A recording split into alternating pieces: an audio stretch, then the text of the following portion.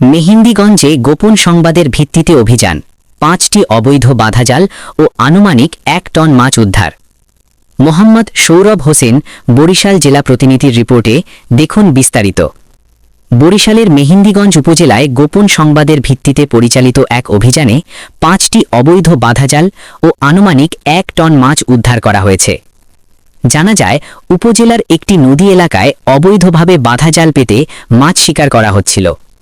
বিষয়টি জানতে পেরে সংশ্লিষ্ট কর্তৃপক্ষ অভিযান পরিচালনা করে ঘটনাস্থলে পৌঁছে অবৈধভাবে স্থাপন করা 5টি বাধাজাল জব্দ করে এবং আনুমানিক 1 টন মাছ উদ্ধার করে।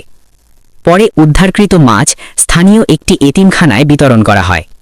একই সঙ্গে জব্দ করা অবৈধ বাধাজালগুলো ঘটনাস্থলেই আগুনে পুড়িয়ে ধ্বংস করা হয়। সংশ্লিষ্ট কর্তৃপক্ষ জানায়, নদীতে অবৈধভাবে বাধাজাল স্থাপন করে মাছ শিকার করা আইনত দণ্ডনীয় অপরাধ। নদীর স্বাভাবিক পরিবেশ ও মাছের প্রজনন রক্ষায় এ ধরনের অভিযান অব্যাহত থাকবে বলে জানান তারা। SMP news 24 news